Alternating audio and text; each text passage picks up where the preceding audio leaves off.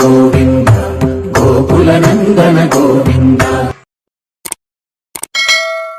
நீளாதுங்கஸ்தனகரீதடி சுப்தமுப்போத்ய கிருஷ்ணம் பாராத்யம் சம்ஸ்ருதி சதசிரசித்தமத்யாபயந்தி ரோஜிஷ்டாயாம் ஜரஜனிகிழிதம் யாபலாத்கிருத்ய புந்தே கோதாக தஸ்யை நமைதமிதம் பூயையே வாஸ்து பூயக. சூடி கொடுத்த அன்னையாருடைய வேதம் அனைத்துக்கும் வித்தாய் இருக்கக்கூடிய திருப்பாவை அனுபவத்திலே 23ஆம் பாட்டு மாறி மலைமுழஞ்சில் மண்ணி கிடந்துறங்கும். எம்பெருமானுடைய பெருமைக்கு தக்கபடி நாங்களெல்லாம் உன்னுடைய திருவடி வாரத்திலே வந்து சேர்ந்து கிடக்கின்றோமே. அங்கன்மா ஞாலத்து அரசர் அபிமானமாய் பங்கமாய் வந்து இருப்பது போல நாங்களும் நீர் நமது என்று வேர் முதல் மாய்த்து இறைமி சேர்மின் உயிர்கதர் நேர்நிறை இல்லை என்றபடி அகங்காரம் மமகாரங்களை எல்லாம் தொலைத்துவிட்டு உன்னுடைய திருவடி கீழே வந்திருக்கின்றோம். நீ என்ன செய்ய வேண்டும் தெரியுமா? எங்களுக்காக நீ நாங்கள் வந்து அழைக்கின்ற பொழுது நீ எங்களுக்காக எழுந்து வந்ததாக இருக்க வேண்டும். ஆகியனாலே நீ புறப்பட்டு வர வேண்டும் என்று அழைக்கின்றார்கள். நீங்கள் அங்கே வாருங்கள், இங்கே கட்டிலேயே இருந்து பேசுவோம் என்று சொல்ல அப்படி இருக்கப்படாது. நீ என்ன செய்ய வேண்டும் தெரியுமா? எங்களுக்காக நீ எழுந்து வரக்கூடிய அழகை நாங்கள் அனுபவிக்க வேண்டும். நீ வந்து வீட்டில் இருக்கக்கூடிய அந்த அழகை நாங்கள் அனுபவிக்க வேண்டும். அங்கு தான் நீ எங்களுக்கு தர வேண்டிய வஸ்துக்களை அந்த உபதேசங்களை சொல்ல வேண்டும் என்பது போலே அமைந்தது இந்த பாசுரம். மாறி மலை முழஞ்சில் மண்ணி கிடந்துறங்கும் சீரிய சிங்கம் அறிவுற்று தீ விழித்து வேரி மயிர் பொங்க எப்பாடும் பெயர்ந்துதறி மூறி நிமிர்ந்து முழங்கி புறப்பட்டு போதருமா அப்போலே நீ பூவை பூவண்ணா நுண் கோயில் நின்று இங்கனே போந்தருளி கோப்புடைய சீரிய சிங்காசனத்திலிருந்து யாம் வந்த காரியம் ஆராய்ந்தருளேலோர் எம்பாவாய். இந்த பாசுரமானது எம்பெருமான் எப்படி வர வேண்டும், எம்பெருமான் நிலை எப்பேற்பட்டது என்று சொன்னால், மாரி காலத்திலே ஒரு சிங்கமானது தன்னுடைய பெண் சிங்கத்தோடு குகை மலை முழஞ்சில்கிறார். முழஞ்சில் என்பது சுத்தமான தமிழ் சொல். குகை என்று சொல்வது வடமொழி சொல். அதை சொல்லுகிறார். மலை முழஞ்சில் மண்ணி கிடந்து உறங்கும். அது பாறையா சிங்கமா என்று தெரியாத அளவுக்கு மண்ணி கிடந்ததாம். ஏனென்றால் வெளியே குளிர். ரெண்டாவது, இவர்களுக்கு எதிரிகள் என்று கண்ணு கெட்டிய தூரத்தில் யாருமே கிடையாது. அதனால் நிம்மதியாக உறங்கி கொண்டிருக்கின்றார்களாம். மண்ணி கிடந்துறங்கும் சீரிய சிங்கம். சீரிய சிங்கம் என்று சொன்னால் பிறக்கின்ற பொழுதே எப்படி ராஜாவுக்கு குமாரனாக பிறந்தால் ராஜகுமாரன் ஆவது போலே சிங்கத்துக்கு குட்டியாக பிறந்தால் சிங்கக்குட்டி. இது பிறக்கின்ற பொழுதே வனராஜாவாகிறார். ஆகையினாலே சீரிய சிங்கம் அறிவுற்று தீ விழித்து. அதை யாரும் எழுப்புவார் இல்லை. ஏன்னா சிங்கத்தை போய் எழுப்புகின்ற எந்த மிருகங்களும் கிடையாது. அதுவாக விழித்தால்தான் உண்டு. தீ விழித்து அப்படி எழுக்கின்ற பொழுது கண்ணை எப்படி விழிக்கிறது என்று சொன்னால், தீ நெருப்பு பிளம்பு போலே தன்னை கண்ணை காட்டுகிறது. தீ விழித்து உடனே தன்னுடைய பேரி மயிர் பொங்க, தன்னுடைய மயிர்களெல்லாம் இருக்கிறதே, அதானது பிடரி மயிர்களெல்லாம் அப்படியே நச்சிட்டு கொண்டு நேராக நின்றுமா. பேரி மயிர் பொங்க எப்பாடும் பெயர்ந்து உதறி.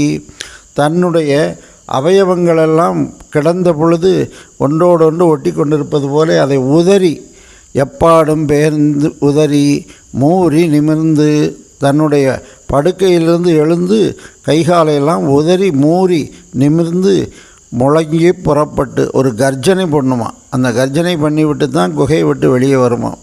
இம்முறி நிமிர்ந்து முழங்கி புறப்பட்டு போதருமா அப்போலே. நீ அங்கிருந்து புறப்பட்டு வர வேண்டும். எப்படி நம்பெருமாள் என்று சொல்லக்கூடிய ரங்கநாதர் இருக்காரே, தன்னுடைய மூலஸ்தானத்திலிருந்து கிளம்பி வருகின்ற பொழுது அப்படியே தன்னுடைய இருப்பிடத்திலிருந்து வெளியே சிங்கம் வருவது போலே அப்படி ஒரு பார்வை பார்த்து விட்டு தான் வெளியே வருவாராம். அதை சொல்லுகிறார் இங்கு. மூறி நிமிர்ந்து முழங்கி புறப்பட்டு போதருமா போலே நீ பூவை பூவண்ணா என்று சொன்ன அந்த நடை அழகெல்லாம் அங்கு பார்க்கலாம். அதாவது ராஜா அவனுடைய நடை போல் இல்லாமல் அது ராஜநடையும் உண்டு.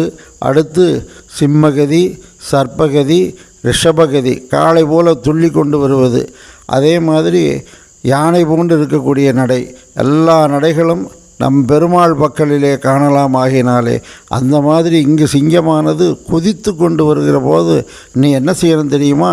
மண்ணு கிடந்துறங்கும் சீரிய சிங்கம் அறிவுற்று தீவிழித்து வேரி மயிர் பொங்க எப்பாடும் பேருந்துதறி மோறு நிமிர்ந்து முழங்கி புறப்பட்டு போதருமா போலே என்று சொன்ன உடனே கண்ணனுக்கு அவருடைய பார்வையானது மாறியதாம். ஏனென்று கேட்டால் நம்ம இருந்திருந்து ஒரு சிங்கத்திற்கு சமமாக சொல்லுகிறார்களே, இது என்ன நியாயம் என்று சொல்லி அப்படியே தான் வருத்தப்படுவது போல இருந்ததாம் முகம். உடனே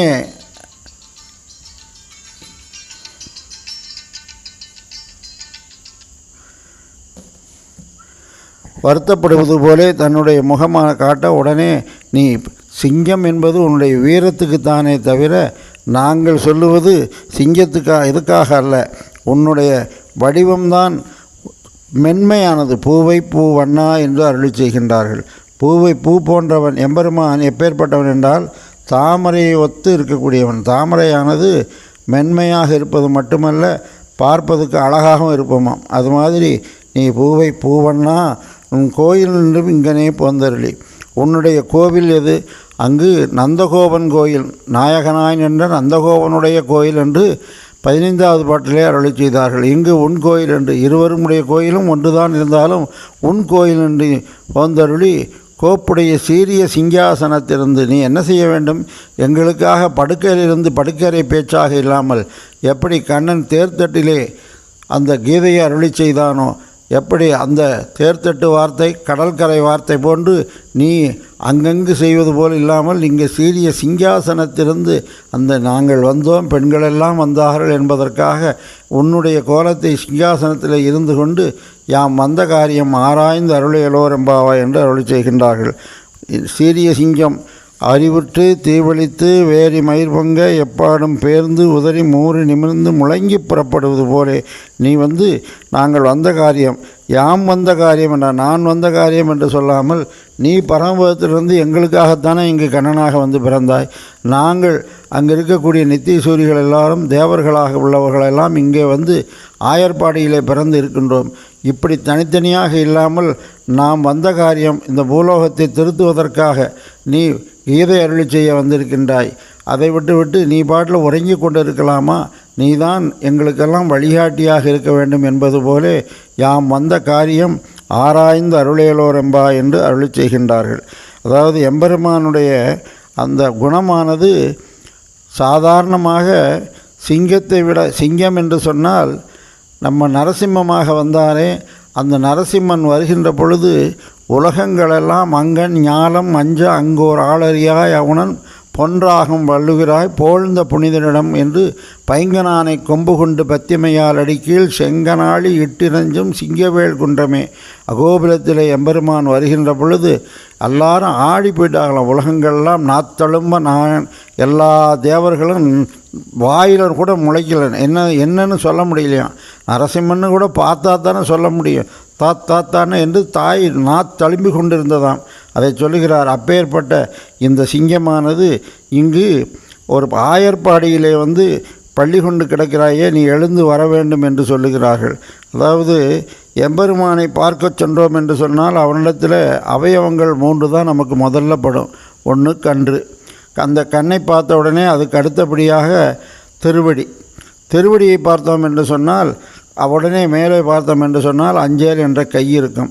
இந்த 3 தான் தெரிவதனாலே இங்கு எம்பெருமானுடைய திருக்கண்ணிலே ஈடுபட்டவர்களாகினாலே அந்த திருக்கண்ணை அனுபவித்து நீ என்ன செய்ய நோக்குதியேல் எங்கள் மேலச்சாபம் இழியும் என்று சென்ற பாசுரத்திலே சொன்னவர்கள் இங்கு யாம் வந்த காரியம் ஆராய்ந்து அருள் என்று அருளி செய்கின்றார்கள்.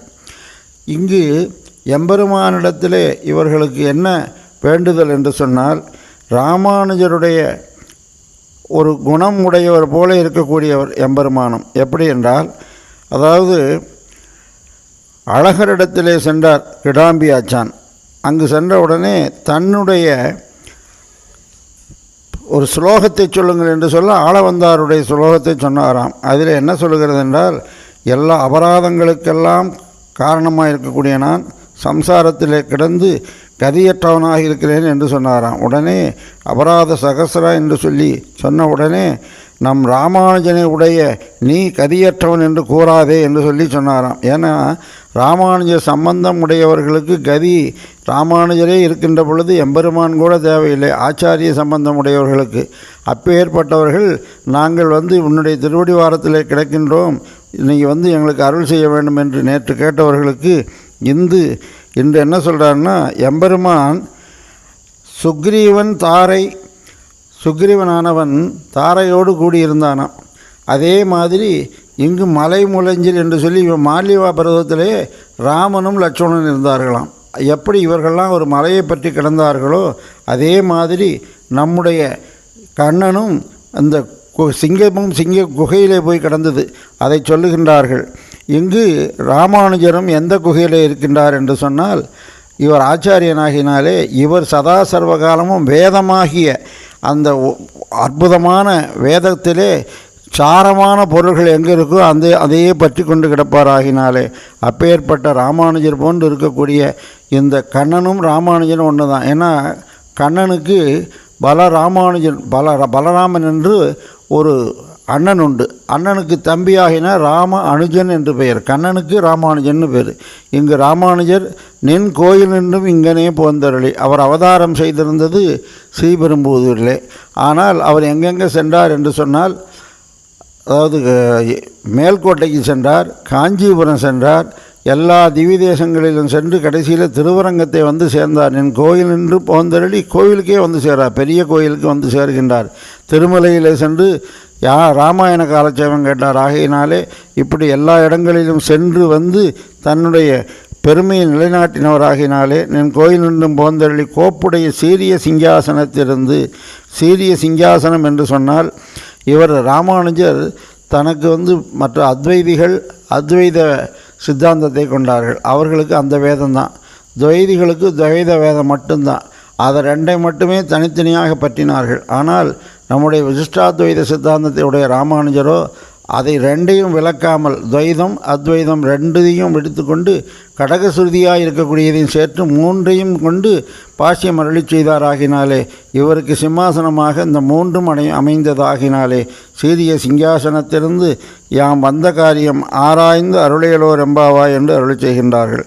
இந்த ராமானுஜர் தன்னுடைய புறப்பாடு எப்படி இருந்தது என்று சொன்னால், அவருடைய எப்பாடும் பேருந்துதறி என்று சொல்லி எல்லா பகுதியும் உதறி தள்ளிட்டு வெளியே வந்தாராம். எப்படி வந்தார் என்று சொன்னால், சாருவாக மதம் நீரு செய்து சமணச்செடிக்கணல் குளித்தியே சாக்கிய கடலை வற்றுவித்து மிகு சாங்கிய கிரி முகித்திட மாறு செய்டு கனவாதியர்கள் வாய்த்த தகரம் மகித்து மேல் பந்த பாசுபதர் சிந்தையோடு வகை வாது செய்த எதிராஜனார் கூறு மாகுரு மதத்தொடங்கிய குமாரிலன் மதம் அவற்றின் மேல் கொடியதற் சக்கரம் விட்ட பின் குறிய மாயவாதியரை வென்றிட மீறுவாதில் ஒரு பார்க்கரன் மதம் விலக்கடி கொடி எரிந்து போய் மிக்க யாதவ மதத்தை மாய்த்த பெரு வீரனாலும் வாழியே என்று சொல்லி எம்பெருமான் எப்பாடும் பேர்ந்து உதறி எப்படி சிங்கம் வருகிறதோ அதே மாதிரி எம்பெருமானாரும் ராமானுஜரும் யாருவாக மதங்களை எல்லாம் முறித்து தெளித்து விட்டு வெளியே வந்தாராகினாலே அப்பேற்பட்ட அவருடைய புறப்பாட்டை சொல்லுவது போலே அமைந்துள்ளது. அது மட்டுமல்ல, இவருடைய காலத்திலே எப்படி சிங்கமானது குகை விட்டு வெளியே வந்தாலே அத்தனை மிருகங்களும் ஓடி ஒளிந்து விடுமோ அதே மாதிரி இவர் ராமானுஜருடைய அவதாரத்திலே தக்க சமணரும் சாக்கிய பேய்களும் தாழ்ச்சடையோன் சொக்கற்ற சோம்பரும் சூனியவாதரும் நான்மறையில் நிற்க குறும்புசை நீசரும் மாண்டனர் என்று அழுச்சுகின்றார். சிங்கத்தினுடைய கர்ச்சனையிலே அத்தனையும் அடங்குவது போலே இவருடைய அந்த எம்பெருமானாருடைய தோற்றத்திலேயே மற்ற மதஸ்தர்களெல்லாம் அடங்கி கொண்டார்களாகினாலே அப்பேற்பட்டு இருக்கக்கூடிய இந்த உயர்ந்த பாசுரமானது ஆச்சாரியனை உணர்த்துவது, எம்பெருமானாரை உணர்த்துவது, கண்ணனை உணர்த்தி எங்களுக்காக நீ இந்த சிம்மாசனத்திலிருந்து யாம் வந்த காரியம் படுக்கையறை வார்த்தை என்ன ஆகும் என்று சொன்னால் மறுநாள் விடிஞ்சா போச்சு என்று நின்று விடுமா. அப்படி இல்லாமல் நீர் எங்களுக்காக சிம்மாசனத்திலிருந்து யாம் வந்த காரியம் ஆராய்ந்து அருள் என்று அருளி செய்கின்றார்கள். வேதமானது எப்படி மாறி மலை முழஞ்சில்னு சொல்கிறார். வேதமானது மலை போன்றது, அதை கற்பதும் கஷ்டம், அளவிலே பெரியது. பரத்வாஜ மகரிஷியானவர் இந்திரனிடத்திலே வரம் பெறுவதற்காக அழைத்து எனக்கு ஆயுள வேண்டும், ஒரு 300 ஆண்டு கொடுத்தீர் என்று சொன்னால் நான் வேதம் ஓதி கற்றுக்கொள்கிறேன் என்று சொல்ல தந்தோம் என்று கொடுத்துவிட்டு சென்றார். 300 வருடங்கள் கழித்து மீண்டும் இந்திரனை அழைத்தார்.